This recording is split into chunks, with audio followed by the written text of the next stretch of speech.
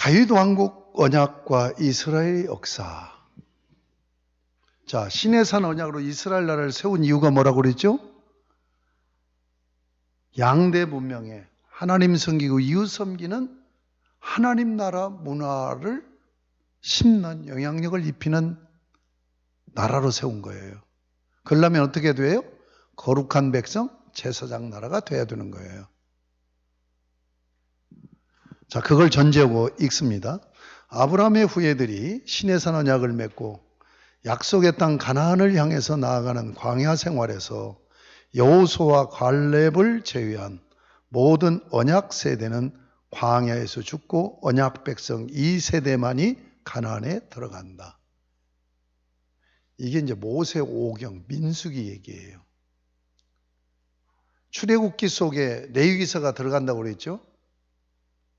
자, 시내산 언약을 맺고 시내산에서 성막까지 짓고 하나님을 예배하면서 1년간을 머물러요. 그리고 200만 이상의 이스라엘 백성들 가운데 인구조사를 합니다. 왜 인구조사를 할까요? 군대 징집, 20세 이상의 장정들을 군대로 모집하기 위해서 그래요. 그래서 백성민 셀수, 인구조사했다 해서 민수기예요. 민수기는 인구조사를 통해서 뭐 한다고요? 장정을 세운단 말이에요. 군인을 세워요. 그래서 60만 대군으로 군대 조직을 해요. 그리고 험악한 가나안 땅을 지금 군대가 진군을 하면서 백성들을 보호하며 가는 거예요. 그리고 가서 또 인구조사를 하죠. 인구조사 2번 합니다. 민수기는. 그 40년 광야길을 가는 동안에 그들이 엄청나게 하나님 앞에 반역하죠. 10번이나 반역하였다. 목이 굳은 백성이라고 책망을 하죠. 그럼에도 불구하고 그 광야에서 하나님이 보호하사 우리나라 만세 200만 이상의 그 인구가 감소하지 않고 가요. 그 다음 얘기입니다. 모세가 죽기 전에 시내산 언약의 율법을 다시 명한 후 2세들과 모압 언약을 맺고 모압 평지에서 죽는다. 자, 모압 땅까지 지금 갔어요. 38년 걸린 겁니다. 그 광야에서 뱅뱅 도는 거예요. 연단받은 거예요.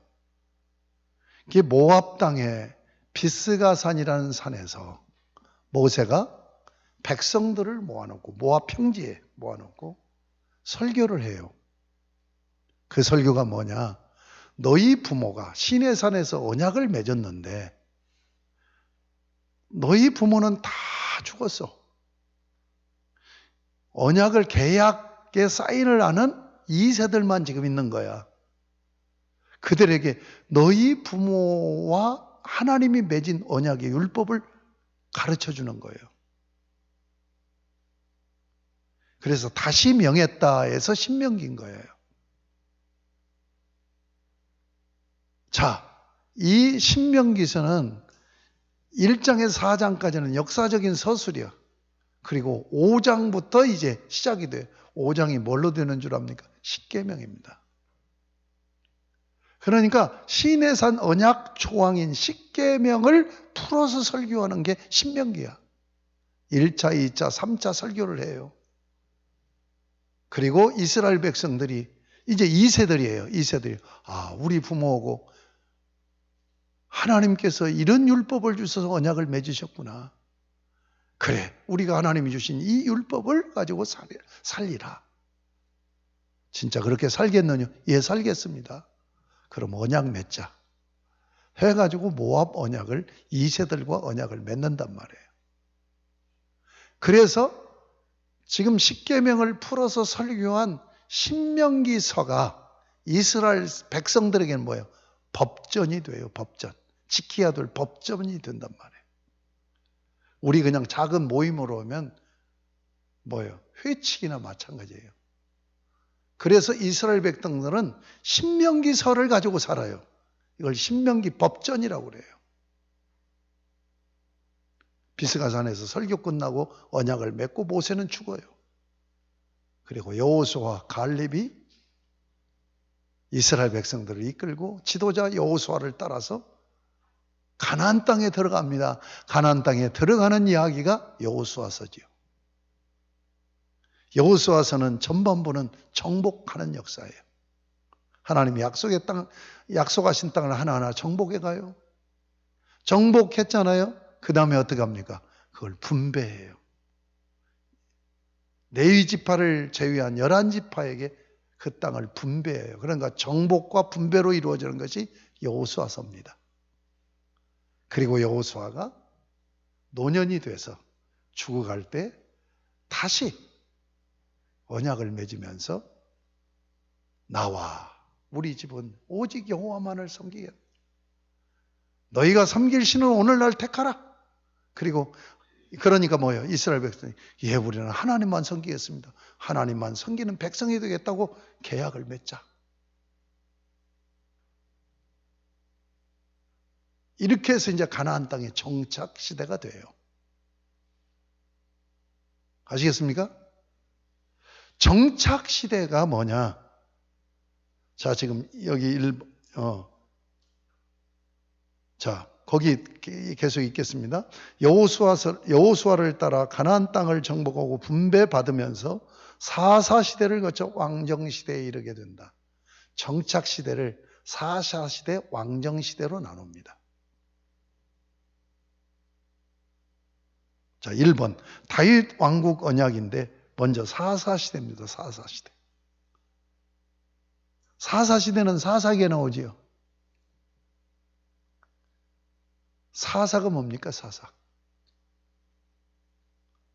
사사가 뭐예요? 하나님이 사사를 정했는데 사사가 뭐예요? 재판관을 얘기합니다. 여러분, 이스라엘 나라는 독특해요. 이스라엘 나라 주변 모든 나라는 뭐가 두 가지 특징이 있어요. 하나는 다신교를 섬겨. 또 하나는 뭐예요? 왕들이 있어. 왕권 전제 국가를 이루고 있어. 근데 이스라엘 나라는 왕이 없어. 왕이 없나요? 하나님의 왕이신 거예요. 근데 이 백성들이 살다 보면 여러 가지 이해관계 문제가 있잖아요. 그런 부분을, 송사 부분을 잘 해결해서 마찰 없이 분쟁 없이 살게 하기 위해서 사사를 세운 거예요. 재판관을 세운 거예요. 이스라엘은 하나님의 왕이세요. 그런데 사사 시대의 역사에 특징이 있습니다. 사사기의 특징이에요. 사사기는 그렇게 굴러가요. 어떻게 굴러가요? 악순환의 사이클. 악순환의 사이클대로 굴러가. 사사 시대의 역사가 어떻게 굴러가는가? 이 백성들이 이제 가나안 땅에 분배받아서 살면서 여호수아를 통해서 언약까지 맺었는데 태평생들을 성대를 이루면서 이들이 하나님을 배반해. 하나님을 믿는다고 하면서 산당을 지어놓고 바알을 섬겨. 그러니까 하나님께서 진노하면서 이들을 징계해요. 그 징계하는 방식이 어떤 방식이에요? 하늘에서 벼락 내려서 이것들을 불태우고 이렇게 징계하는 게 아니에요. 이웃 나라들을 통해서 공격을 해갖고 정복하게 만드는 거예요. 전쟁을 일으킨단 말이에요. 하나님이 전쟁을 일으켜요. 그러면 이스라엘 백성들이 막 회개를 해요. 하나님 잘못했습니다. 용서해 주시고 우리 민족을 구원해 주세요. 그럼 하나님이 그 기도에 응답하시는 방법이 뭐냐? 사사로 세운 그들에게 은혜를 주고 능력을 줘요. 그래서 민족을 구원해내는 지도자로 세워. 그러니까 사사는 평온한 때는 뭐예요? 서로 이해관계 송사 문제를 잘 정리해주는, 그래서 서로 행복하게 살 수 있게 만드는 역할을 하는 직분이었는데 전쟁이 일어나면 이게 대장군이 되고 지도자가 돼서 나라를 건져낸다. 백성을 건져낸단 말이에요. 이제 구원을 받았어요. 나라가 회복됐어요. 전쟁이 이제 물러갔어요. 평온한 시대가 와. 그러면 또 하나님 섬기다가 바알을 섬겨. 그러면 하나님이 또 진노해갖고 다른 나라가 또 공격하게 해요. 저번에는 이 나라가 공격하게 했는데 이번에는 이 나라가 공격하게 해요. 그럼 또 꼼짝하지 않아서 벌벌 떨면서 뭐 안 되니까는 하나님 앞에 매달리는 거야. 하나님, 우리가 잘못했으니 용서해 주시고 우리 백성들을 구원해 주세요. 그러면 또 사사를 세워. 그래서 그들을 구원해 줘. 구원받고 어느 정도 이제 하나님 섬기고 사는가 했는데 또 우상숭배 빠져. 그러면 하나님이 또 다른 나라를 들어서 치게 한단 말이에요. 그러면 이들이 또 하나님 용서해 주세요. 잘못했습니다. 그러면 또 하나님이 사사를 세워서 구원해 줘. 사사기는 이 역사가 계속 반복되는, 이걸 악순환의 사이클이라고 그래요. 사사기 성경의 독특한 특징입니다. 자, 결국은 지금 뭘 얘기하는 거예요? 왜 이 하나님 앞에 범죄했다는 얘기는 뭔 얘기예요? 거룩한 백성으로 살지 않았다는 얘기예요. 하나님만 섬기고 살아야 되는데 바알을 섬기는 우상숭배에 빠져버렸다는 얘기예요. 그러니까 제사장 나라는 아예 생각도 못해요. 지들이 타락하는데 무슨 제사장 나라가 되겠어? 그러니까 제사장 나라에 대해서는 언급이 안 나와. 하나님을 왕으로 모시고 살아야 되는데 우상 숭배에 빠져서 마귀를 왕으로 섬기는 타락을 한단 말이에요. 무슨 얘기인지 알겠습니까? 이게 사사시대예요. 근데 사사기 끝 무렵에 가면, 여러분 사사기를 한번 성경 찾아볼까요? 성경을 보면서 해야지. 지금 사사기가 계속 이 악순환의 사이클로 계속 반복되는 그런 얘기입니다. 자, 그냥 1장으로 돌아갑시다. 21장. 다른 구절도 있는데 그냥 이 한 구절만 보겠어요. 21장 마지막 끝에. 그때 이스라엘에 왕이 없으므로 사람이 각기 자기의 소견에 옳은 대로 행하였더라. 그러니까 사사기의 끝 무렵에 뭐냐면 이스라엘에 왕이 없다는 얘기가 된단 말이에요. 이스라엘에 왕이 있어요, 없어요? 있어요. 누가 왕이에요? 하나님이죠. 그런데 이들이 타락하니까 보이지 않는, 영적으로 눈이 멀어버리니까 보이지 않는 하나님이 왕이라는 걸 잊어버리는 거예요. 왕이 없는 거예요. 그러니까 이제 뭡니까? 왕정시대로 이제 옮겨가는 거예요. 사무엘서로, 룻기는 이제 그 안에 포함되어 있는 거고, 사무엘서와 열왕기서, 역대기서가 왕정시대입니다. 이스라엘 백성이 뭘 요구를 해요? 하나님 앞에 우리에게 왕을 달라고, 왕을 세워달라고 요구를 해요.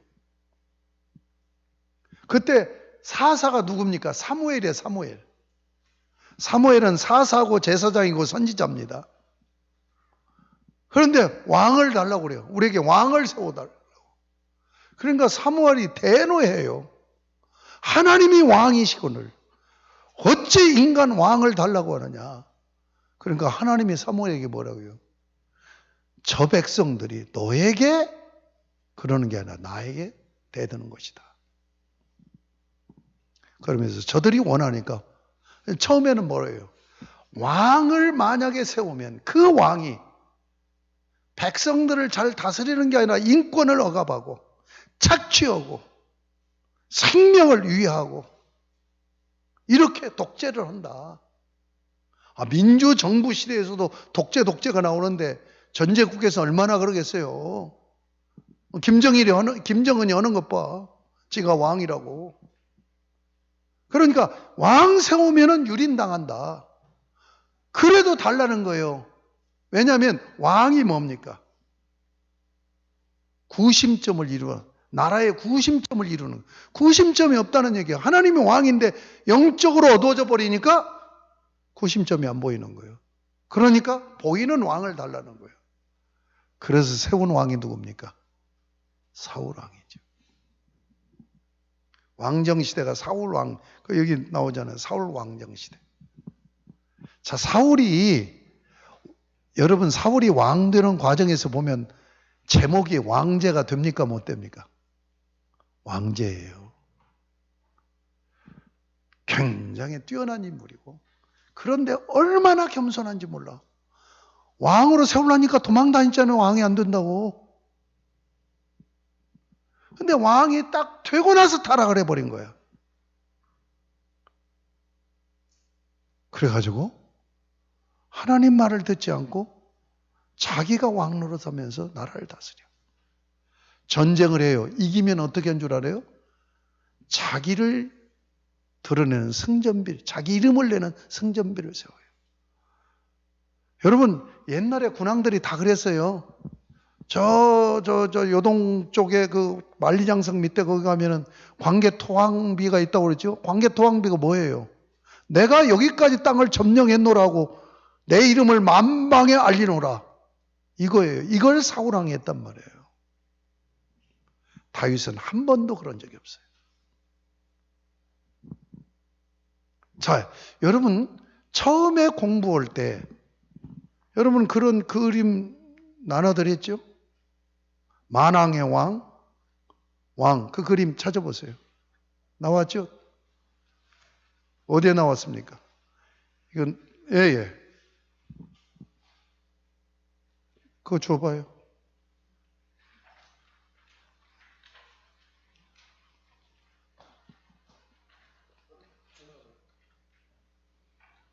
예. 이 그림 찾으셨어요? 자, 하나님은 이 세상을 지으시고 이게 문화명령에서 주신 내용이잖아요. 하나님의 왕권을 아담과 인류에게 위임했다고 그랬죠. 그래서 하나님은 만왕의 왕이 되고 하나님의 형상대로 지은 인류가 하나님의 왕권을 위임받아서 통치함으로 청지기 사명이라는 말이 여기서 나온 거라고 그랬죠. 왕으로서. 그러면 하나님이 사울을 왕으로 세웠어요. 진짜 왕은 누구예요? 만왕의 왕 하나님이란 말이에요. 그러면 하나님의 주권으로 다스려야 되죠. 그리고 가령 전쟁에서 승리했다면 하나님께 영광을 돌려야 되죠. 그렇죠? 근데 그렇게 안 했단 말이에요. 그래서 폐위해버려요. 그리고 다윗을 왕으로 세웁니다.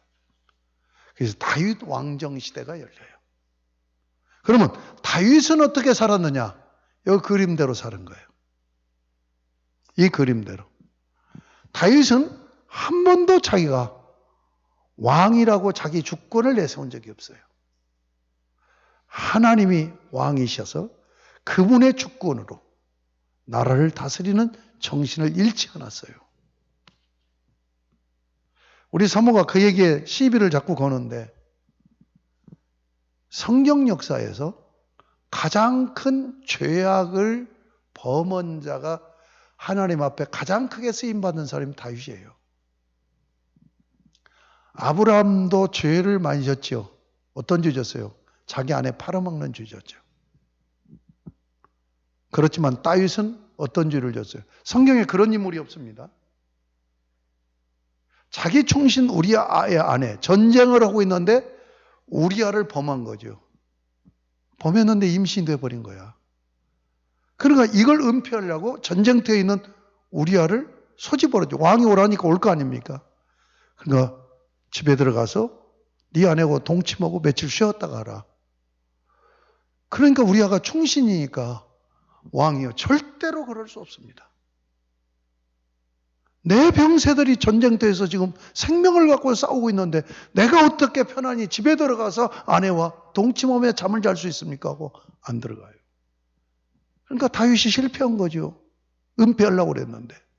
그러니까 편지를 써서 우리아에게 들려 보내요. 누구에게? 총사령관이요. 요압 장군이야. 요압 장군에게 보내요. 이 내용이 뭔 줄 압니까? 이 자를 죽이라는 거예요.